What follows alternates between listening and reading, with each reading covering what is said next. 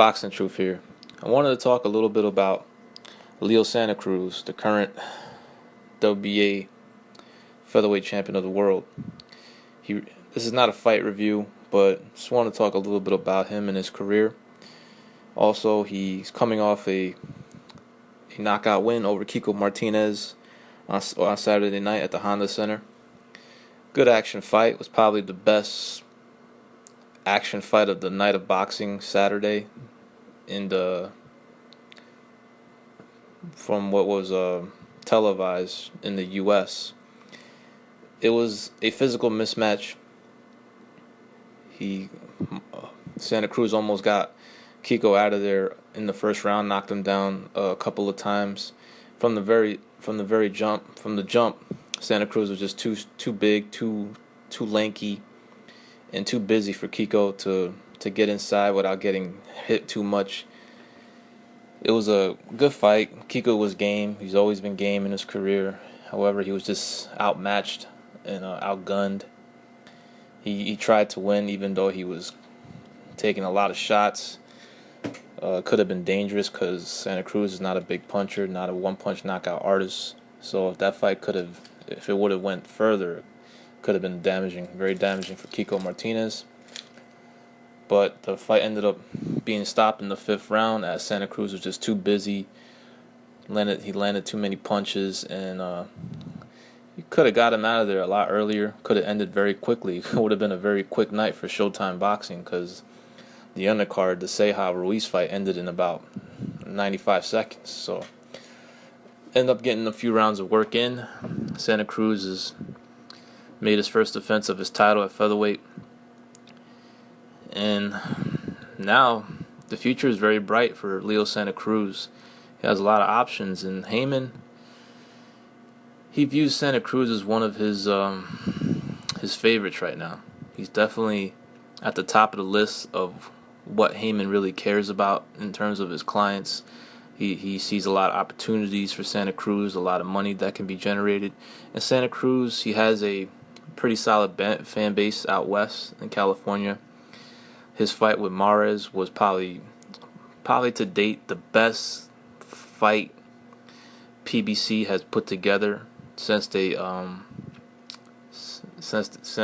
started back in March of last year. In terms of how much the fight generated, they were able to sell a lot of tickets. There was a capacity crowd of over 13,000 for his fight with Mares. It was an event that PBC didn't even paper. They didn't give away free tickets or something like it. They actually generated some revenue, and PBC throughout most of their shows haven't been able to accomplish that. But that was one of the few shows that they did. They made some money off that fight. It was a good matchup, very longly anticipated, and it ended up being a good action fight that Santa Cruz won. And now he just dispatched Kiko Martinez, and there's a lot of options for Leo Santa Cruz.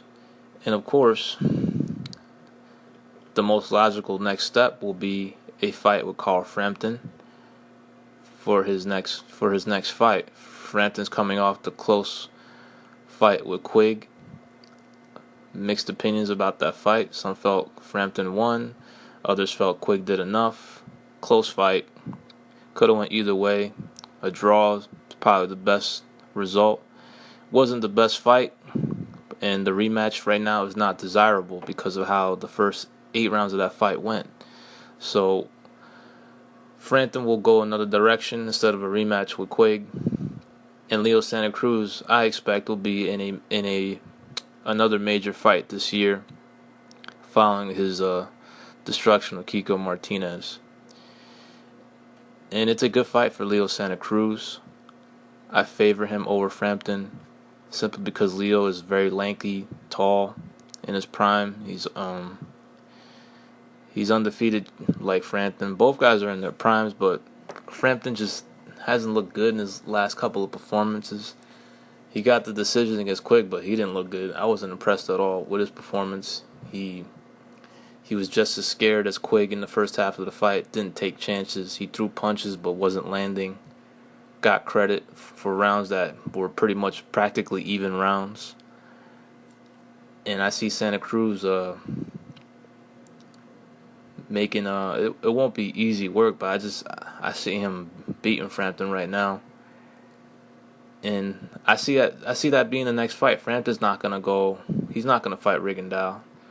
It's better options out there for Frampton. So, and and another issue is because he's the unified champ, but he has mandatory obligations for both of those belts.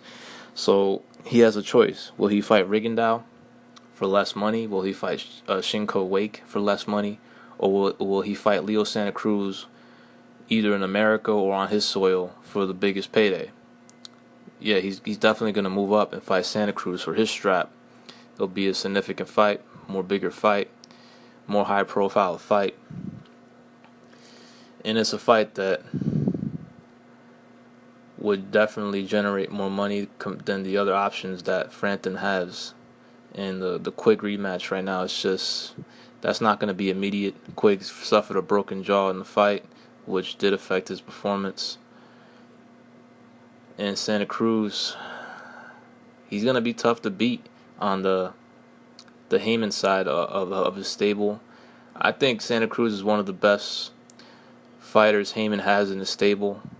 However, he needs to keep him away from Lomachenko. Only make the fight with Rigondeaux if it's absolutely the most money that's out there. Because those guys are very athletic, have the footwork to make it difficult for Santa Cruz. And that's the knock on Santa Cruz. He's a straight up and down guy. Doesn't have the angles, the athleticism to compete with the athleticism that Rigo and Lomachenko can present to him. But fighters like Gary Russell, Lee Selby, Frampton's a boxer puncher, but he doesn't really have that type of movement compared to a Loma or a Rigo. And he's also a lot smaller and not the biggest puncher either. So it's a very good fight for Santa Cruz. I see Santa Cruz as being the best out of the bunch of featherweights that Haymon has in his stable. Santa Cruz is a good fighter. He throws a lot of punches. He's in very good condition. Fights very hard. He always comes in good shape. He threw 140 punches in the first round with Kiko Martinez. Almost punched himself out, but got a second win and was able to get him out of there. However, his career has been frustrating. Ever since Golden Boy doesn't represent him anymore, fighting a lot of construction workers, the Jesus Ruiz, the Jose Cayentanos of the world. It took forever for that Maris fight to happen. And now he's in line for some big paydays of some big fights. He's one of Haymon's favorites, so I expect him to get favorable treatment for his next few fights. Haymon and Santa Cruz are close. Santa Cruz named his kid after, he named his kid Al. So future is very bright for Leo Santa Cruz. Still undefeated in his campaign. He has ambitions. He wants to climb more divisions and to win more world titles. However, a lot of work to be done at featherweight. A lot of guys on his side that he has to beat. The Framptons, the Gary Russells, the Lee Selbys, and perhaps maybe a fight with Quigg down the road. But can he win? Can he be a multi-divisional champion? He's already won belts at bantamweight. He's also won a belt at super bantamweight. Right now, he's a 3-division world champion. However, the resume is a little lacking. Abner Mares is still the best fighter he's beaten. Hopefully, in the near future, we'll see Leo Santa Cruz in more high-profile fights, and less showcases and physical mismatches like the one we saw on Kiko Martinez. This is Boxing Truth. I'm out.